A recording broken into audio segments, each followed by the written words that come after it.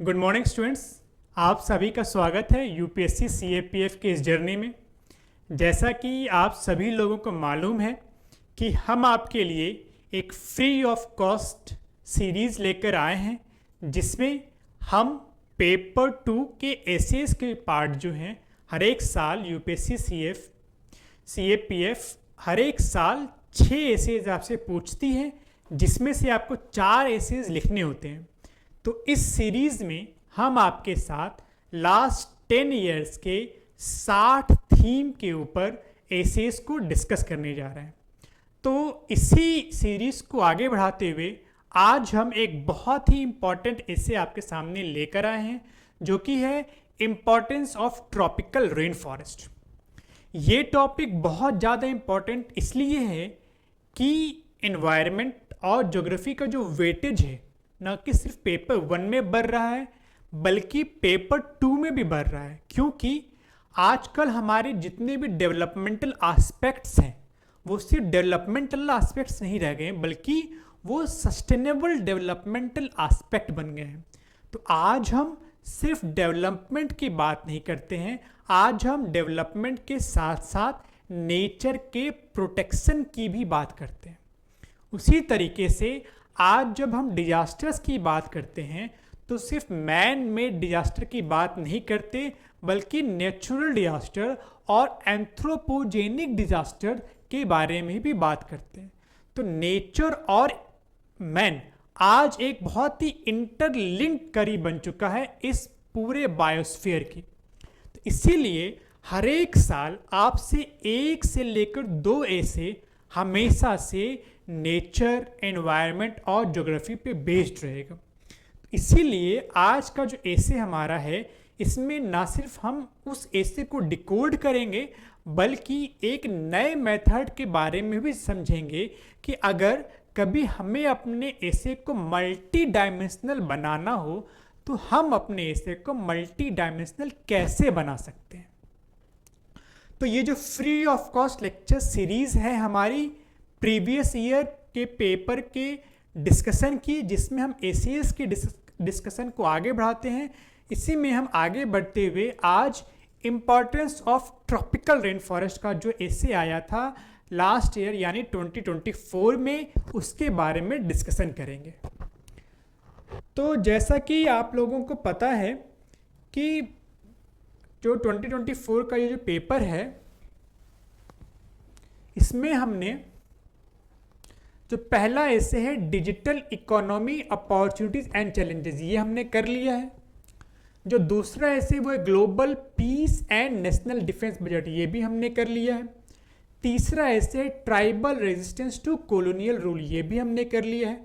ये जो चौथा ऐसे है importance of tropical rain forest, इसके ऊपर आज हम लोग डिस्कशन करेंगे कि अगर ऐसा ऐसे आए तो हमारे पास कैसा कंटेंट होना चाहिए और उस ऐसे को बाकी लोगों से अलग हम कैसे कर सकते हैं। अगर हमारा ऐसे यूनिक होगा, अगर हमारा ऐसे मल्टी डायमेंशनल होगा, अगर हमारे एसेज में अच्छे अच्छे एग्जाम्पल्स होंगे, अगर हमारे एसेज में अच्छे अच्छे कोटेशंस होंगे, अगर हमारे ऐसे में अच्छी अच्छी रिपोर्ट्स, डेटा और एग्जाम्पल्स होंगे, तभी हमें और भी स्टूडेंट से अच्छे मार्क्स मिलेंगे। देखिए, इस एग्ज़ाम को क्रैक करने का सबसे सिंपलेस्ट रूल यही है कि आपको जो एवरेज स्केल है, जो एवरेज मार्किंग है, उससे अबव रहना है। तो जो एवरेज मार्किंग होती है ऐसे में, वो 8 से लेकर 9 नंबर तक होती है। तो आपको जो टारगेट रखना है वो ज़्यादा नहीं, 12 से 13 मार्क्स का रखना है। तो इसके लिए कई नए इंग्रेडिएंट्स, कई यूनिक इंग्रेडिएंट्स और कई आई कैचीज इंग्रेडिएंट्स आपको अपने ऐसे में लाना है। तो वैसे ही अपने ऐसे को यूनिक, कॉन्टेक्चुअल और मल्टी डायमेंशनल कैसे बनाया जाए, ये हम देखेंगे इस ऐसे में। तो हमारा ऐसे क्या है? हमारा ऐसे है importance of tropical rain forest. तो सबसे पहले ये समझने की कोशिश करते हैं कि ये ऐसे क्यों पूछा गया। तो न्यूज़ में कई चीज़ें रही हैं, जैसे आपने न्यूज़ में सुना होगा कि कैलिफोर्निया में फायर हुआ।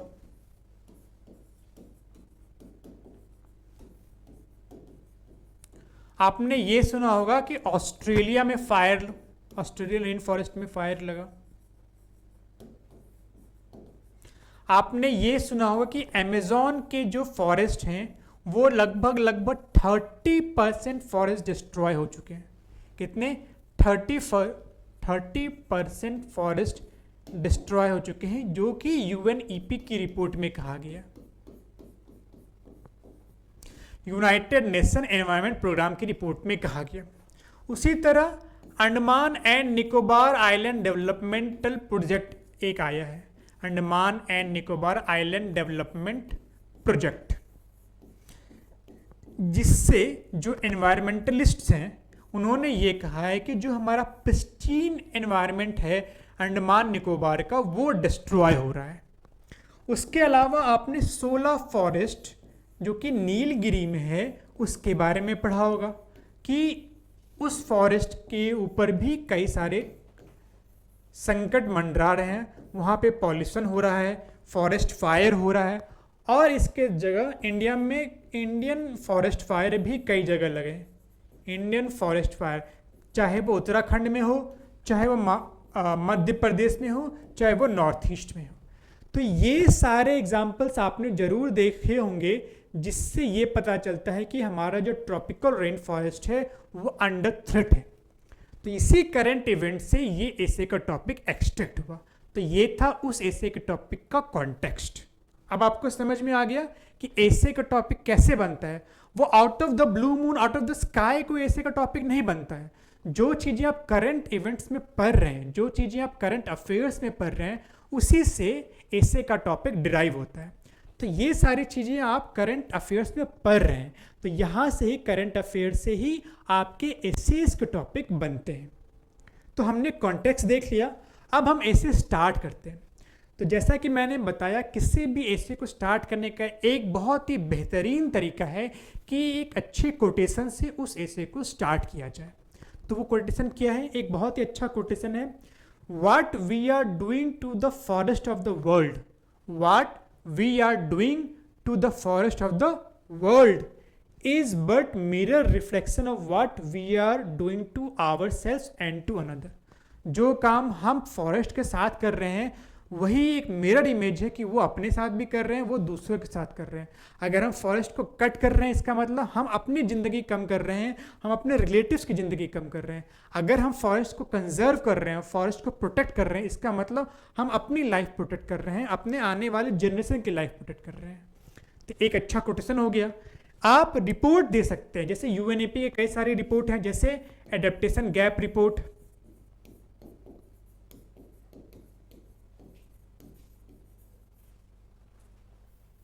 एडेप्टेशन गैप रिपोर्ट, इसमें कहा गया है कि वर्ल्ड में कितने फॉरेस्ट डिस्ट्रॉय हो रहे हैं। फिर आप FAO की फॉरेस्ट रिपोर्ट डाल सकते हैं, वर्ल्ड फॉरेस्ट रिपोर्ट आती है इनकी, वर्ल्ड फॉरेस्ट रिपोर्ट, ये डाल सकते हैं। या स्टेट ऑफ फॉरेस्ट रिपोर्ट है जो नीति आयोग भी निकालती है, स्टेट ऑफ फॉरेस्ट रिपोर्ट,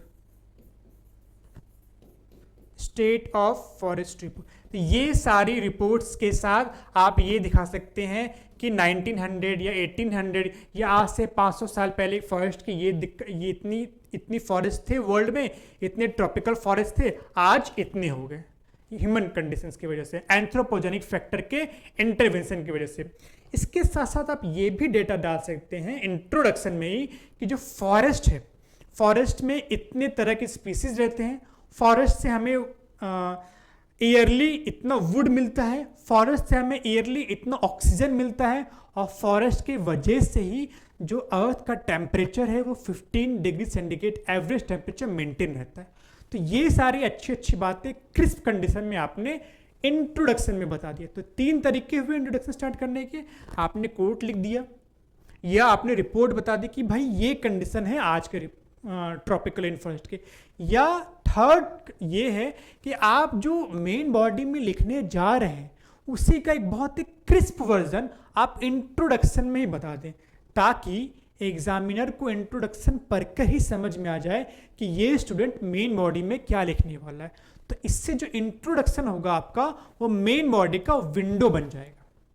तो एग्जामिनर को क्लैरिटी आ जाएगी, हाँ इस बच्चे ने ऐसे को समझ लिया है, जो इंट्रोडक्शन में इसने लिखा है वही अच्छे तरीके से एक्सप्लेन करने जा रहा है ये मेन बॉडी में। ठीक, ये 3 तरीके हैं इस ऐसे को स्टार्ट करने का। अब हम मेन बॉडी में आते हैं। तो मैं आपको एक नया तरीका बता रहा हूं कि मेन बॉडी को मल्टी डायमेंशनल आप कैसे बना सकते हैं। तो जैसा कि हमने प्रीवियस लेक्चर्स में डिस्कस किया कि आपका जो पेपर 1 है वो 6 पार्ट में बटा हुआ है, जैसे करंट इवेंट्स हो गए, पॉलिटी हो गया, इकोनॉमी हो गया, ज्योग्राफी हो गया, एनवायरनमेंट हो गया, हिस्ट्री हो गया। तो आपको अपने ऐसे को इसी 5 से 6 डायमेंशंस में तोड़ लेना है। इससे आपके 6 डायमेंशंस निकल आएंगे। और आपने एक डायमेंशन में 30 वर्ड भी लिखे तो 6 से 7 डायमेंशन में 200 वर्ड तो आप कैसे ही पूरे हो गए। 50 word intro, 50 word conclusion, 300 word का एक बहुत ही बेहतरीन ऐसे आपका तैयार हो गया। तो क्या क्या डायमेंशन है? ज्योग्राफिकल एस्पेक्ट जो है tropical rain forest carbon sink का काम करता है, हम जो कार्बन डाइऑक्साइड छोड़ते हैं उसको ट्रैप करता है। टेम्परेचर को कंट्रोल करता है 15 डिग्री सेंटीग्रेड, और ऑक्सीजन प्रोड्यूस करता है, ऑक्सीजन प्रोडक्शन। ये हो गया ज्योग्राफिकल एस्पेक्ट। अब एनवायरमेंटल एस्पेक्ट क्या है? वाटर साइकिल को मेंटेन करता है, यानी जो क्लाउड्स हैं उनको अट्रैक्ट करता है, बारिश कराने में मदद करता है, और जो पानी बरसता है उसको, उस वाटर को परकुलेट करने में मदद करता है। कहाँ? अंडरग्राउंड। तो वाटर साइकिल मेंटेन होता है। दूसरा बायोडाइवर्सिटी, कई सारे फ्लोरा एंड फाउना हमारे ट्रॉपिकल रेन फॉरेस्ट में ही मिलते हैं। तीसरा डिजास्टर मैनेजमेंट में भी हेल्प करता है। कई सारे जो ट्रॉपिकल रेन फॉरेस्ट हैं जो कोस्टल एरियाज में हैं वो साइक्लोन की इंटेंसिटी को कम करते हैं, तो डिजास्टर मैनेजमेंट में। और हर्थ है, हमारे ट्रॉपिकल रेन फॉरेस्ट से कई नई नई स्पीसीज निकली है, तो हर्थ ऑफ स्पीसीज ऑरिजिन। कई सारे, हर्थ मतलब होता है कि ऑरिजिन जहां से होगा, तो कई सारे स्पीसीज एनवायरनमेंट के जो स्पीसीज हैं वो हमारे ट्रॉपिकल रेन फॉरेस्ट से निकले। तो ये 4 पॉइंट एनवायरमेंटल एस्पेक्ट में आपने डाल दिया। ह्यूमन एस्पेक्ट में क्या है?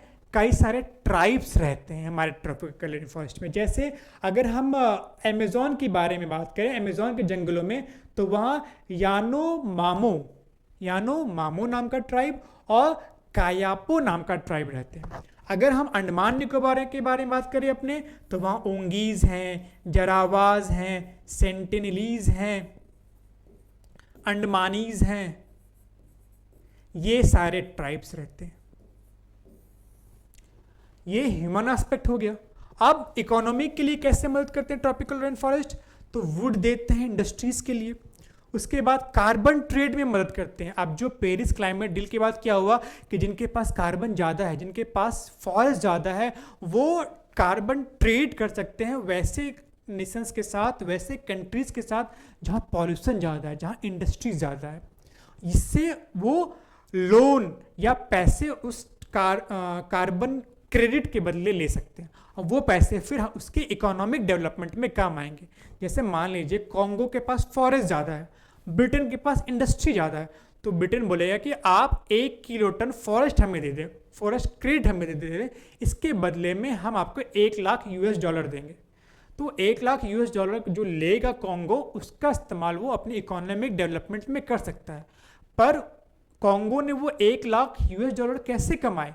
वो ऐसे कमाए क्योंकि उसके पास ज़्यादा फॉरेस्ट था, तो उस फॉरेस्ट की जो ट्रेडिंग पॉइंट है वो उसने सेल कर दिया किसको? यूके को। तो इस तरीके से कार्बन ट्रेडिंग होता है, क्लीन डेवलपमेंट मैकेनिज्म भी इसको कहते हैं, और ये क्योटो प्रोटोकॉल से आया था। एग्रीकल्चर में मदद करता है, क्यों? क्योंकि वो प्रेसिपिटेशन में मदद करता है फॉरेस्ट। उसके बाद जो पत्तियां होती है वो ज़मीन पे गिरती हैं, तो सॉइल के मैन्युफैक्चरिंग में मदद करता है। कई सारे छोटे छोटे स्पीसीज जो हैं जो सॉइल के लिए बेनिफिशियल होते हैं वो ट्रॉपिकल रेन फॉरेस्ट से निकल के सामने आते हैं, तो एग्रीकल्चर के लिए भी मदद करता है। उसके बाद मेडिसिनल प्लांट्स मिलते हैं वहाँ पे।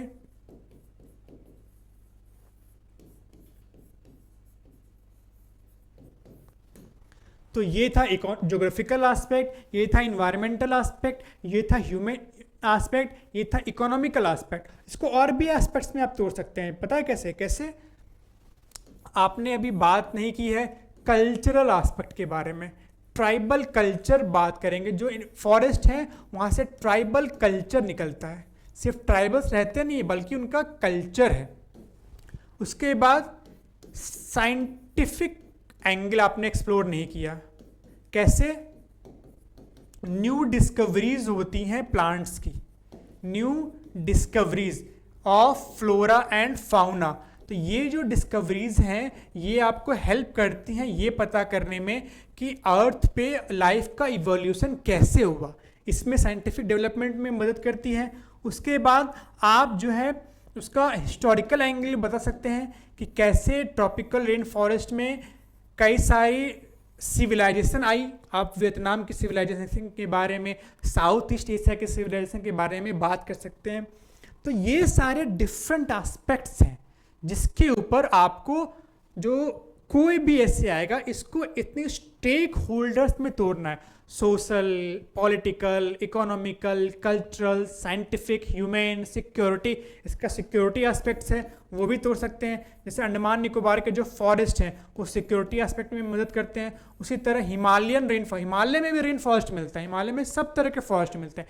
हिमालयन रेन फॉरेस्ट हमारे लिए सिक्योरिटी का काम करता है। तो आप हमेशा कोशिश करिए कि आप जो 4 ऐसे आप लिख रहे हो उसमें से 1 से 2 ऐसे आप इसी डिफरेंट डायमेंशंस में तोड़ो। इससे आपके पास कई सारे डायमेंशंस हो जाएंगे, कई सारे एग्जाम्पल्स हो जाएंगे और आपका ऐसे मल्टी डायमेंशनल हो जाएगा। तो हमने इंपॉर्टेंस देख लिया। अब आपके मन में ये सवाल होना चाहिए क्या ऐसे को रैपअप करें, आप कंक्लूजन की तरफ बढ़ें? नहीं। जब भी किसी चीज़ का इंपॉर्टेंस पूछा जाए तो उसके साथ एक सवाल छुपा हुआ रहता है, वो ये इंपॉर्टेंस तो पूछ लिया गया पर ये इतना इंपॉर्टेंट क्यों है, आज इसके बारे में बात हुई है। तो उसके साथ आपको ये बताना है कि इसके साथ कई सारे चैलेंजेस भी आए हैं जो इसके एग्जिस्टेंस को थ्रेटन कर रहे हैं। तो क्या क्या चैलेंजेस हैं भाई? सबसे पहले तो डिफॉरेस्टेशन है, उसके बाद फॉरेस्ट फायर है। तो डिफॉरेस्टेशन में आप बात करोगे अमेज़न के बारे में, क्या डिफॉरेस्टेशन हुआ है। आप बात करोगे कॉन्गो बेसिन के बारे में, वहाँ बहुत डिफॉरेस्टेशन हुआ है। फॉरेस्ट फायर में आप किसके बारे में बात करोगे? आप ऑस्ट्रेलिया के जंगलों के बारे में बात करोगे। उसके बाद डिजीज आउटब्रेक बहुत ज़्यादा होता है, डिजीज आउटब्रेक। उसके बाद smuggling of woods, smuggling of woods, उसके वजह से कई सारे जंगल साफ हो रहे हैं। और क्या क्या चैलेंजेस हैं? और चैलेंजेस हैं इन्वेजिव स्पीसीज, इन्वेजिव स्पीसीज। जैसे इंडिया में जो ट्रॉपिकल रेन फॉरेस्ट है वहाँ पे यूकेलिप्टस, यूकेलिप्टस आ रहा है, तो ये इन्वेजिव स्पीसीज है।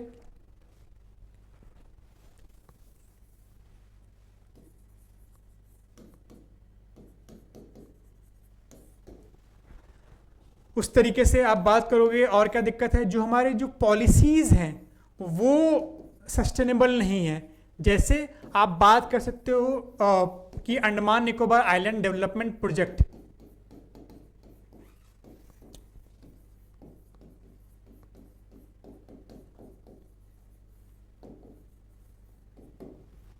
तो ऐसे कई सारे चैलेंजेस जो हैं जो हमारे ट्रॉपिकल रेन फॉरेस्ट के एग्जिस्टेंस को थ्रेटन कर रहे हैं। अब लास्ट में जब है, अब हमारे पास एक है कि कंक्लूजन को कैसे ड्रॉ करें। तो हमने इंपॉर्टेंस के बारे में बात कर ली, हमने चैलेंजेस के बारे में बात कर ली, अब हम ऐसे के कंक्लूजन की ओर बढ़ते हैं। तो ऐसे को कंक्लूड करते हैं। तो जब भी हम चैलेंजेस लिखेंगे तो कंक्लूजन में हमेशा हम क्या लिखेंगे? वे फॉरवर्ड लिखेंगे। कंक्लूजन में हमेशा हम क्या लिखेंगे? वे फॉरवर्ड लिखेंगे। तो वे फॉरवर्ड क्या? तो सबसे पहले पॉलिसीज जो हैं हमारी इंक्लूसिव होनी चाहिए, सस्टेनेबल पॉलिसीज होनी चाहिए। जैसे इंडिया का एग्जांपल देंगे, इंडिया में लाइफ मिशन है। उसके बाद हमें लाइफ स्टाइल चेंजेस लाने पड़ेंगे, हमें life style changes, life style changes. जैसे इंडिया में कहते हैं कि सैक्रेड ग्रूव्स, सैक्रेड फॉरेस्ट का कॉन्सेप्ट है इंडिया में, तो सैक्रेड फॉरेस्ट को बढ़ावा देना चाहिए। फिर फॉरेस्ट, अगर सिर्फ फॉरेस्ट है तो वो फॉरेस्ट नहीं माना जाएगा। फॉरेस्ट के जो ट्राइब्स हैं, forest tribes needs to be developed, needs to be protected. Tribes को हमें प्रोटेक्ट करना है, ट्राइब्स रहेंगे तभी फॉरेस्ट रहेगा। अब फॉरेस्ट की इकोनॉमी को डेवलप करना है तो इको टूरिज्म और sustainable development, eco tourism and sustainable development, and sustainable development, ये सारे कुछ पॉइंट्स आप वे फॉरवर्ड में बताओगे। अब आप लास्ट में कोई भी ऐसे आया पॉइंट्स नहीं मिल रहे हैं तो आप बात कर सकते हो, जैसे गांधी के तलिस्मान के बारे में। गांधी का यह ट्रस्टीशिप का कॉन्सेप्ट है कि हम किसी भी चीज़ के ओनर नहीं हैं, बस उसके ट्रस्टी हैं।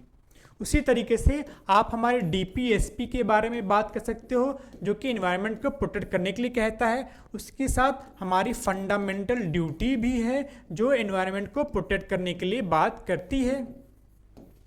फंडामेंटल ड्यूटी हो गया। आप इंडिया का लीडिंग रोल बात कर सकते हो कि इंडिया इज द लीडर,